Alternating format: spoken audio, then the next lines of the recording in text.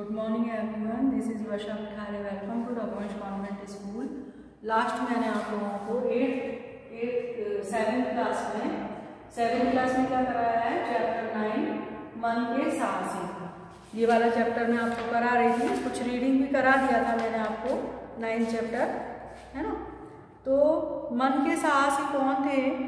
Johnson, जो मणिपुर के रहने वाले थे, मणिपुर के निवासी थे।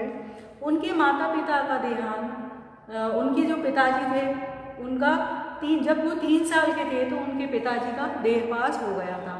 उनकी माताजी ने उनका लालन पालन किया, तो उनको समय भी नहीं दे पाई वो सही से कि कब मतलब उनको कब क्या काम करना है उनके लिए। और वो सबसे बड़ी बात, वो जब उनका जन्म हुआ था तो जन्म से ही कैसे थे? अंधे थे, उनकी आंखें नहीं थी, पर उनमें बहुत प्रतिभा थी, जिस प्रतिभा के कारण आज हम लोग उनको जानते हैं। तो उन्हीं के विषय में अपन पढ़ रहे थे। मैंने थोड़ा सा आप लोगों को बता भी दिया था। नेक्स्ट पेज पे थे शायद अपन, तो अपन नेक्स्ट पेज से शुरू करते हैं। देखिए, यथार्थों में जॉनसन को बेहद अंतर्मुखी बना दिया। जॉनसन की अंधेरी दुनिया और भी अंधेरी हो गई, किंतु जॉनसन अपने अंधेरों और वीरानियों से बौखलाए नहीं, बल्कि उसने अपने जीवन के इस कठिन समय में एक अभिनव राह खोज ली, मतलब एक नई राह खोज ली। उसने आवाज़ों की दुनिया से दोस्ती कर ली। मणिपुर के सुंदर रमणीय स्थलों, पहाड़ियों ने उसने अपने गले से लगा लिया। वह बादलों की गड़गड़ाहट सुनता तो उसे लगता मानो आसमान में ढोल बज रहे हो। झमझमाती बरसात वर्षा की बूंदों की आवाज़ सुनता तो उसे लगता मानो घुंघरू बज रहे हैं। झरनों की आवाज़ उसे मंजीरों के समान प्रतीत होती।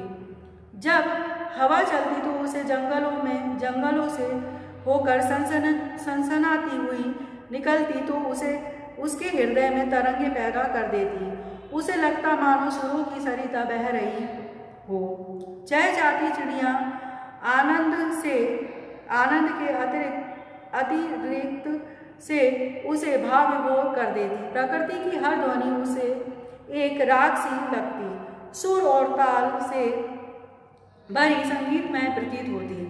जब उनकी माँ खाना बनाती, वह बर्तनों को लेकर वाद्य यंत्र बजाने लगते। कोई गीत गुनगुना सुनते तो उनकी जो उंगलियां थी खुद ब खुद मचलने लगती थी, बिल्कुल सही ताल देते।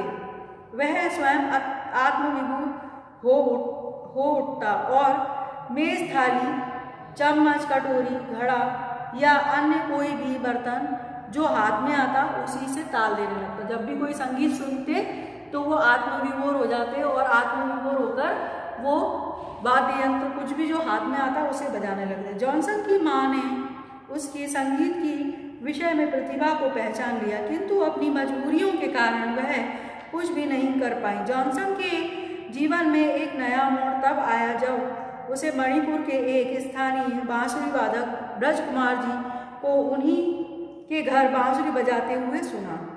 उनकी बांसुरी का जॉनसन पर मानो जादू हुआ और उसने स्वतः ही ब्रजकुमार जी के साथ संगति करनी शुरू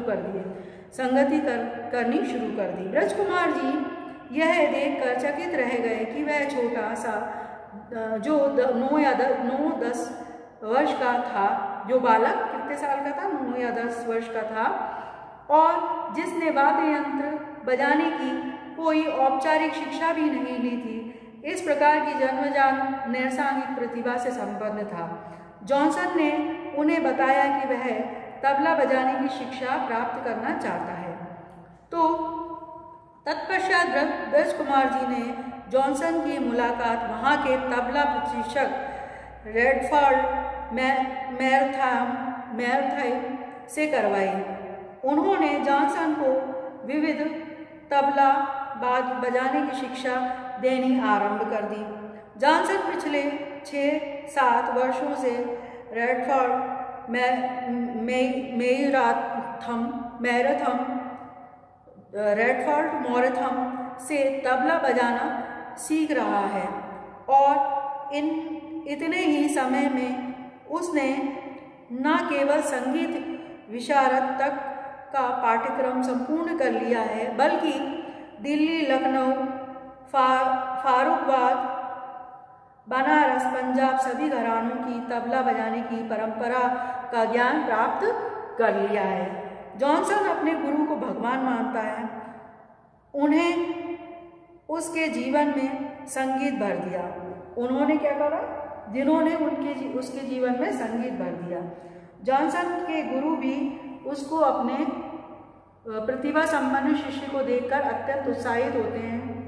उनकी लगन, निष्ठा और सीखने की क्षमता देखकर कभी कभी रेडफोर्ड भी आत्मविभोर हो जाते हैं। वे जॉनसन को अपने पुत्र की भांति स्नेह करते हैं और जॉनसन भी हर कार्य के लिए उनसे विचार विमर्श करता है।